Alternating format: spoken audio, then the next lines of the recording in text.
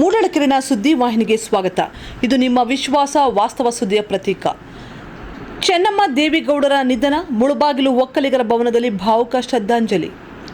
ದೇವೇಗೌಡ ಕುಟುಂಬದೊಂದಿಗಿನ ಅವಿನಾಭಾವ ಸಂಬಂಧ ನೆನೆದು ಕಣ್ಣೀರಾದ ಆಲಂಗೂರು ಶಿವಣ್ಣ. ಮುಳುಬಾಗಿಲು ಪಟ್ಟಣದ ಒಕ್ಕಲಿಗರ ಭವನದಲ್ಲಿ ಮಾಜಿ ಪ್ರಧಾನಿ ಎಚ್.ಡಿ. ದೇವೇಗೌಡರವರ ಧರ್ಮಪತ್ನಿ ದಿವಂಗತ ಶ್ರೀಮತಿ ಚೆನ್ನಮ್ಮ ದೇವೇಗೌಡರವರ ಭಾವಚಿತ್ರಕ್ಕೆ ತಾಲೂಕು ಒಕ್ಕಲಿಗರ ಸಂಘದ ಅಧ್ಯಕ್ಷ ಆಲಂಗೂರು ಶಿವಣ್ಣ, ಸಂಘದ ಪದಾಧಿಕಾರಿಗಳು, ಮುಖಂಡರು ಹಾಗೂ ಸದಸ್ಯರು ಪುಷ್ಪ ನಮನ ಸಲ್ಲಿಸಿ ಶ್ರದ್ಧಾಂಜಲಿ ಅರ್ಪಿಸಿದರು. ಈ ಸಂದರ್ಭದಲ್ಲಿ ಮಾತನಾಡಿದ ತಾಲೂಕು ಒಕ್ಕಲಿಗರ ಸಂಘದ ಅಧ್ಯಕ್ಷ ಆಲಂಗೂರು ಶಿವಣ್ಣ, ದೇವೇಗೌಡರ ಕುಟುಂಬ ಮತ್ತು ದಿವಂಗತ ಆಲಂಗೂರು ಶ್ರೀನಿವಾಸ್ ಅವರ ಕುಟುಂಬದ ನಡುವೆ ಕೇವಲ ರಾಜಕೀಯವಲ್ಲ, ತಲೆಮಾರುಗಳಿಂದ ಬೆಳೆದ ಆತ್ಮೀಯ ಕುಟುಂಬ ಸಂಬಂಧವಿದೆ ಎಂದು ಭಾವುಕರಾಗಿ ನೆನೆಸಿಕೊಂಡರು. ಮಾಜಿ ಪ್ರಧಾನಿ ಎಚ್.ಡಿ. ದೇವೇಗೌಡರು ಆಲಂಗೂರು ಶ್ರೀನಿವಾಸ್ ನನ್ನ ದೊಡ್ಡ ಮಗ ಎಂದು ಹಲವು ಸಂದರ್ಭಗಳಲ್ಲಿ ಪ್ರೀತಿಯಿಂದ ಹೇಳುತ್ತಿದ್ದ ಮಾತುಗಳನ್ನು ಇಂದು ಕೂಡ ನಮ್ಮ ಕುಟುಂಬ ಹೆಮ್ಮೆಯಿಂದ ನೆನಪಿಸಿಕೊಳ್ಳುತ್ತಿದೆ ಎಂದು ಅವರು ಹೇಳಿದರು. ಅದೇ ರೀತಿ ದಿವಂಗತ ಡಾಕ್ಟರ್ ಮುನಿವೆಂಕಟೇಗೌಡರು ಹಾಗೂ ಎಚ್.ಡಿ. ದೇವೇಗೌಡರವರ ನಡುವಿನ ಸ್ನೇಹವು ಸಾಮಾನ್ಯ ಸ್ನೇಹವಾಗಿರದೆ ಗುರು ಶಿಷ್ಯರಂತ ಆತ್ಮೀಯ ಬಾಂಧವ್ಯವಾಗಿತ್ತು. ಆ ಸ್ನೇಹದ ನಂಟು ನಂತರ ದಿವಂಗತ ಆಲಂಗೂರು ಶ್ರೀನಿವಾಸ್ ಹಾಗೂ ಆಲಂಗೂರು ಶಿವಣ್ಣ ಅವರ ಕುಟುಂಬಕ್ಕೂ ದೇವೇಗೌಡರ ಕುಟುಂಬದೊಂದಿಗೆ ಇನ್ನಷ್ಟು ಆತ್ಮೀಯ ಸಂಬಂಧ ಬೆಸೆಯಲು ಕಾರಣವಾಯಿತು ಎಂದು ವಿವರಿಸಿದರು. ಶ್ರೀಮತಿ ಚೆನ್ನಮ್ಮ ದೇವೇಗೌಡರವರನ್ನು ಸ್ಮರಿಸಿದ ಶಿವಣ್ಣ, ನಮಗೆ ತಾಯಿಯ ಸಮಾನರಾಗಿದ್ದ ಚೆನ್ನಮ್ಮನವರ ಅಗಲಿಕೆ ತುಂಬಲಾರದ ನೋವನ್ನು ತಂದಿದೆ. ಅವರು ನಮ್ಮ ಕುಟುಂಬದ ಮೇಲೆ ತೋರಿದ ಪ್ರೀತಿ, ಆತ್ಮೀಯತೆ ಮತ್ತು ವಾತ್ಸಲ್ಯವನ್ನು ಎಂದಿಗೂ ಮರೆಯಲು ಸಾಧ್ಯವಿಲ್ಲ ಎಂದು ಕಣ್ಣೀರಿಟ್ಟರು.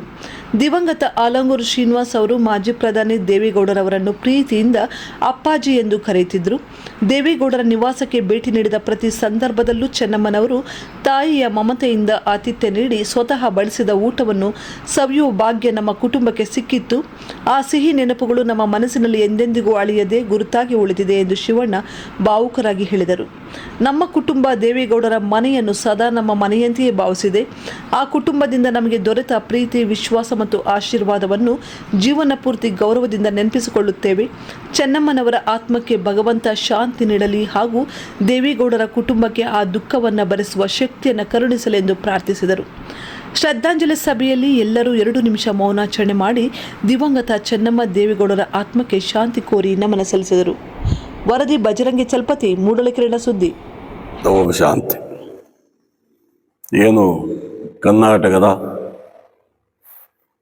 ದೊಡ್ಡ ಮನೆ ಅಂತ ಹೆಸರು ಕೊಟ್ಟಿರುವಂಥ ದೇವೇಗೌಡ ಧರ್ಮಪತ್ನಿ ನಮ್ಮ ಚೆನ್ನಮ್ಮನವರು ನಿನ್ನೆ 5 ಗಂಟೆಗೆ ನಮ್ಮನ್ನಾಗಲಿ ಸ್ವರ್ಗಕ್ಕೆ ಸೇರಿಕೊಂಡಿದ್ದಾರೆ ಅಂತ ನಮ್ಮ ಭಾವನೆ. ಯಾಕಪ್ಪ ಅಂದರೆ ಚೆನ್ನಮ್ಮನವರ ದೈವಭಕ್ತಿ ಯಾವ ಥರ ಅಂದರೆ, ಯಾಕಂದರೆ ನಾವು ಆ ಸಂಸ್ಕೃತಿ, ಆ ಸಿಸ್ಟಮ್ಸ್ ನೋಡ್ಕೋಬೇಕು. ಅದಕ್ಕೆ ಉದಾಹರಣೆ, ದೇವೇಗೌಡರು CM ಆದಾಗ ಫಸ್ಟ್ ಬರ್ತ್ಡೇ ಮಾಡಿದ್ದು ಆಲಂಗೂರಲ್ಲಿ. ಅವ್ರ ಬರ್ತ್ಡೇಗೆ ನಾವು ಬಟ್ಟೆ ಕೊಡುವಂಥದ್ದು, ನಮ್ಮ ತಾಯಿಗೆ ಅಲ್ಲಿಂದ ಸೀರೆ ತಗೊಂಬಂದು ವಯಸ್ಸಿನ ಕುಂಕುಮ ಕೊಟ್ಟೋಗಿದ್ದಂಥ ತಾಯಿ ನಮ್ಮ ಚೆನ್ನಮ್ಮನವರು. ಯಾಕಪ್ಪ ಅಂದರೆ ಚೆನ್ನಮ್ಮನವರು ಮನೆಗೆ ಹೋದರೆ, ನಾನು ಒಂದು ಸುಮಾರು 23 ಜನ ಹೋಗ್ತಾ ಇದ್ದೀನಿ ಬಿಡಿ, ಸುಮಾರು 10 ಸಾವಿರ ಬಂದಿದ್ದೀನಿ ಅಷ್ಟೇ ವಿತೌಟ್ ಫುಡ್ಡು. ಯಾವುದೇ ಟೈಮ್ ಹೋಗಲಿ ನಾವು ಇದಂತೀವಿ, ಗುಂತುಪಂಗ್ನಾಗ ಏನಂತ ಕನ್ನಡದಲ್ಲೇ ಪದ್ದು, ಪೊಡ್ಡು ತುಂಬ ಫೇಮಸ್ ಅವ್ರ ಮನೆಯಲ್ಲಿ ತಿಂಡಿ. ನಾ ಎಷ್ಟಾಯ್ತಿದ್ದು ನನಗೆ ಗೊತ್ತಿಲ್ಲ ಅಂತ ತಾಯಿ ಇವತ್ತು ನಮ್ಮನ್ನು ಬಿಟ್ಟು ಹೋಗಿದ್ದಾರೆ. ಆಮೇಲೆ ನಮ್ಮ ಚೆನ್ನಮ್ಮನವ್ರು ಹೇಳ್ಬೇಕಾದ್ರೆ ಎಷ್ಟು ಹೇಳೋದು ಕಮ್ಮಿನೇ. ನಾನು ನನ್ನ ಮಗಳು ಡಾಕ್ಟರ್ ಧನುಷ ಅವರ ಮದುವೆ ಕಾರ್ಡ್ ಕೊಟ್ಟಕ್ಕೆ ಹೋದಾಗ ಅರಿಶಿನ ಕುಂಕುಮ ಕೊಟ್ಟು, ಇದೇ ಸೀರೆ ಉಟ್ಕೋಬೇಕಪ್ಪ ಮದುವೆ ಆದಮೇಲೆ ಅಂತ ಸೀರೆ ಕೊಟ್ಟು ಕಳಿಸಿದಂಥ ತಾಯಿ ನಮ್ಮ ಚೆನ್ನಮ್ಮನವರು. ನನ್ನ ಮಗಳ ಮದುವೆಗೆ ಕುಟುಂಬ ಸಮೇತ ಬಂದು ಆಶೀರ್ವಾದ ಮಾಡಿದಂಥ ಚೆನ್ನಮ್ಮ ಇವತ್ತು ನಮ್ಮ ಬಿಟ್ಟು ಹೋಗಿದ್ದಾರೆ. ನಿಜವಾಗಲೂ ದುಃಖಕರ ಸಂಗತಿ ಇದು. ಯಾಕಂದರೆ ದೇವೇಗೌಡರು ಚೆನ್ನಮ್ಮನವರು ಹೆಂಗೆ ಅಂದರೆ ಹಾಲು ಜೀವನ ಇದ್ದಂಗೆ. ಇವರು ಉದಾಹರಣೆ ನೋಡ್ಬೇಕಾದ್ರೆ ಇದ್ದ ದಾಂಪತ್ಯ ಎಲ್ಲರಿಗೂ ಇದಾಗಬೇಕು, ಯಾವುದೇ ಕಾರಣಕ್ಕೆ ಒಬ್ಬ ಬಿಟ್ಟು ಅವ್ರು ಹೋಗ್ತಾ ಇರಲಿಲ್ಲ ಅಂತ ಚೆನ್ನಮ್ಮನವ್ರಿಗೆ 6 ಜನ ಮಕ್ಕಳು, ಮೊದಲನೇ ಒಕ್ಕಲಿಗ ಪ್ರಧಾನಮಂತ್ರಿ ಆದಂಥ ದೇವೇಗೌಡ ಧರ್ಮಪತ್ನಿ, ನಮ್ಮ ನೆಚ್ಚಿನ ನಾಯಕರು 2 ಸಲ CM ಆದಂಥ ಕುಮಾರಸ್ವಾಮಿ ಅವರ ತಾಯಿ, ಎಲ್ಲರಿಗೂ ತಾಯಿ ಇದ್ದಂಗೆನೆ. ನಮ್ಮ ಅಣ್ಣನ ಅಷ್ಟು ದೊಡ್ಡದಾದ್ರು ಸಿಡನ ಬಾಪ ಅಂತ ಇದ್ರು. ಅಂಥ ಹೃದಯವಂತಿಕೆ ಮಾತೆ ನಮ್ಮ ಚೆನ್ನಮ್ಮ ತಾಯಿ. ಅವರಿಗೆ ಆತ್ಮಶಾಂತಿ ಕೋರಲಿ. ಅವರ ಅಭಿಮಾನಿಗಳಿಗೆಲ್ಲರಿಗೂ ನಾವು ಒಂದೇ ಒಂದು ಮಾತು ಹೇಳ್ತೀನಿ, ಎಲ್ಲ ಅವರ ದುಃಖ ಭರಿಸುವಂಥ ಶಕ್ತಿ ಕೊಡಲಿ. ಚೆನ್ನಮ್ಮನು ಎಲ್ಲೇ ಇರಲಿ, ಜನ್ಮ ಇದ್ದರೆ ಒಳ್ಳೆಯದಲ್ಲೇ ಹುಡ್ತಾರೆ. ಅವರ ಕುಟುಂಬಕ್ಕೆ, ಮಕ್ಕಳಿಗೆ, ಮೊಮ್ಮಕ್ಕಳಿಗೆ ಒಳ್ಳೆಯದಾಗಲಿ, ಧೈರ್ಯ ತುಂಬಲಿ ಅಂತ ನಾನು ಹೇಳ್ತೀನಿ. ಮಿಗಿಲಾಗಿ ನಮ್ಮ ತಾಲೂಕಲ್ಲಿ ಅವ್ರ ಫ್ಯಾಮ್ಲಿ ಕೊಟ್ಟಿರುವಂಥ ಕೊಡುಗೆ ಯಾವುದು ಕೊಡೋಕ್ಕಾಗಲ್ಲ, ನಾನು ಕೊಟ್ಟಿದ್ದೀನಿ. ಅಷ್ಟು ಕೊಡುಗೆ ಕೊಟ್ಟಿದ್ದಾರೆ ಅವ್ರ ಮಕ್ಕಳು, ಅವರ ಗಂಡ ನಮ್ಮ ಅಪ್ಪಾಜಿ ದೇವೇಗೌಡರು. ಹಂಗಾಗಿ ಎಲ್ಲರಿಗೂ ಆ ಭಗವಂತ ಅವರಿಗೆ, ಅವ್ರ ಕುಟುಂಬಕ್ಕೆ ಧೈರ್ಯ ತುಂಬಲಿ ಅಂತ ನಾನು ನಿಮ್ಮ ಕಡೆ ಮಾತಾಡ್ತಾ ಇದ್ದೀನಿ. ಓಂ ನಮಃ ಶಿವಾಯ. ನಮ್ಮ ನಾಡಿನ ಮಾಜಿ ಪ್ರಧಾನಿಗಳು ಆದಂತಹ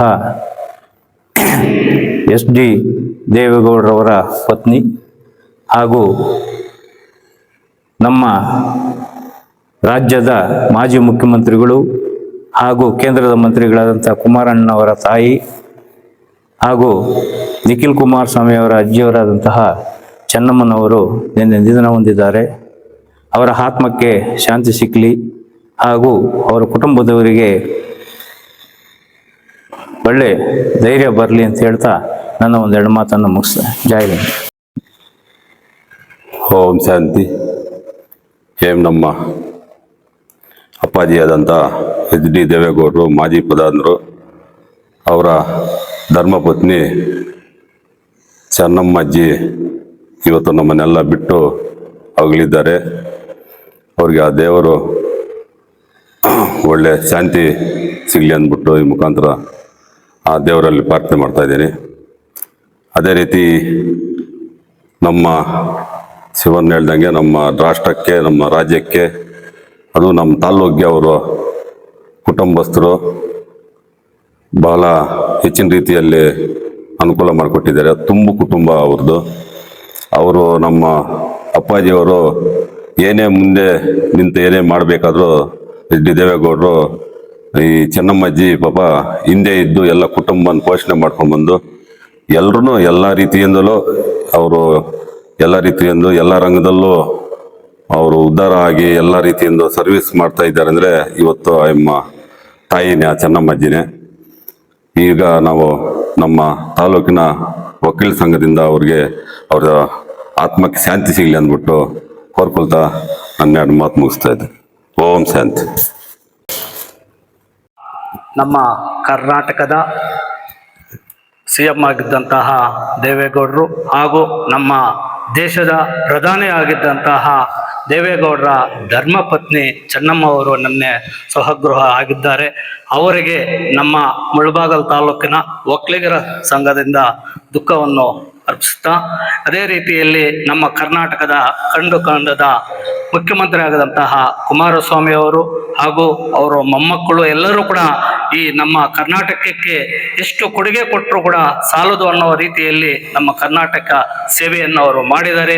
ಅದೇ ರೀತಿಯಲ್ಲಿ ನಮ್ಮ ದೇಶ ಕಂಡದ ಒಬ್ಬ ರೈತ ಮಗನಾಗಿ ನಮ್ಮ ಕರ್ನಾಟಕದ ಪ್ರಧಾನಿ ಆಗಿದ್ದಂತಹ ದೇವೇಗೌಡರಿಗೆ ಎಷ್ಟು ಸಾಥ್ ಕೊಟ್ಟು ಅವರ ಮುನ್ನಡೆಗೆ ಹಾದಿ ಮಾಡಿಕೊಟ್ಟಿರುವಂತಹ ನಮ್ಮ ಚೆನ್ನಮ್ಮ ಅಜ್ಜಿಯವರು ಈ ದಿನ ಸ್ವರ್ಗಸ್ಥರಾಗಿರೋದರಿಂದ ನಮ್ಮ ಕರ್ನಾಟಕದ ಹಾಗೂ ನಮ್ಮ ದೇಶದ ಎಲ್ಲರಿಗೂ ಕೂಡ ಒಂದು ದುಃಖ ಅರ್ಥದಲ್ಲಿ ಎಲ್ಲರೂ ಇದ್ದಾರೆ.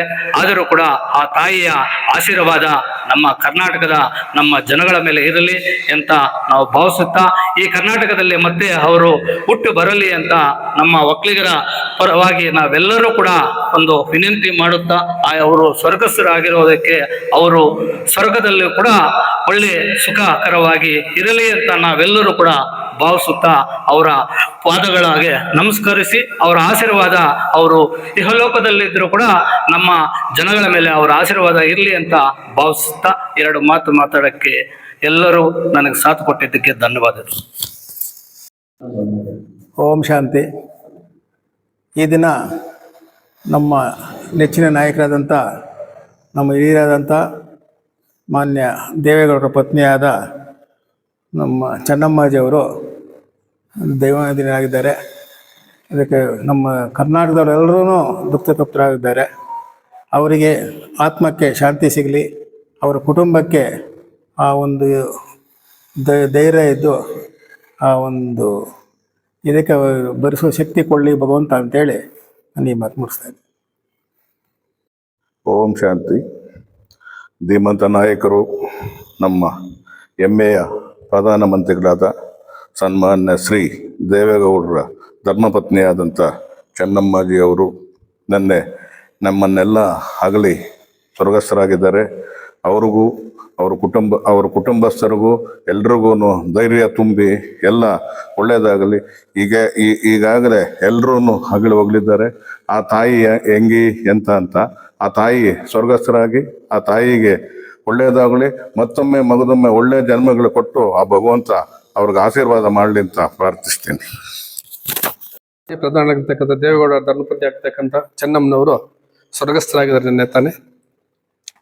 ಅವರು ಒಂದು ಕುಟುಂಬದಲ್ಲಿ ಒಬ್ಬ ಶಕ್ತಿಯಾಗಿ ದೇವೇಗೌಡ ಇರ್ಬೋದು, ಇಲ್ಲ ಕುಮಾರಸ್ವಾಮಿ ಇರ್ಬೋದು, ಅವ್ರು ಬೆಳಿಬೇಕಾದ್ರೆ ಹಿಂದೆ ನಿಂತು ಒಂದು ಮಾರ್ಗದರ್ಶನದಲ್ಲಿ ಕೊಟ್ಟು ಅವ್ರನ್ನ ಒಂದು ಆ ಮಟ್ಟಕ್ಕೆ ಏರ್ಸ್ಕೊಂಡು ಬಂದಿದ್ದಾರೆ. ಚೆನ್ನಮ್ಮನವರು ಬಹಳ ದೈವಭಕ್ತರವರು. ಅವರು ಮನೆಯಲ್ಲಿ ಪ್ರತಿಯೊಬ್ಬರನ್ನ ಚೆನ್ನಾಗಿ ನೋಡಿಕೊಂಡು ಶಿಸ್ತಿನ ಸಿಪಾಯಿಗಳಿಂದ ಬೆಳೆಸಿರ್ತಕ್ಕಂಥದ್ದು ಅವರ ಶ್ರಮ ಬಹಳಷ್ಟಿದೆ. ಯಾಕಂದರೆ ಹೆಣ್ಣು ಒಂದು ಸಂಸಾರದ ಕಣ್ಣು. ಒಂದು ಹೆಣ್ಣು ಆ ಮನೆಯ ಒಂದು ಪಾಠಶಾಲೆದಾಗೆ ಗುರು ಇದ್ದಾಗೆ, ಅದೇ ರೀತಿ ಚೆನ್ನಮ್ಮನವರು ಆ ಮಕ್ಕಳನ್ನ ತನ್ನ ಪತ್ನಿಯನ್ನ ಒಳ್ಳೆ ದಾರಿಯಲ್ಲಿ ಬೆಳೆಸ್ಕೊಂಡು ಬಂದು ರಾಷ್ಟ್ರ ಮಟ್ಟದಲ್ಲಿ ರಾಜ್ಯ ಮಟ್ಟದಲ್ಲಿ ಉನ್ನತ ಸ್ಥಾನಕ್ಕೆ ಇರೋದಕ್ಕೆ ಅವರ ಒಂದು ಶ್ರಮ ಬಹಳಷ್ಟು ಇದೆ. ಅವ್ರು ನೆನ್ನೆ ತಾನೇ ಅವರು ದೈವಾಂತರಾಗಿದ್ದಾರೆ. ಅವರ ಆತ್ಮಕ್ಕೆ ಶಾಂತಿ ಸಿಗಲಿ ಅಂತ ಭಗವಂತನಲ್ಲೇ ಕೋರ್ತಾ ಇದ್ದೀವಿ.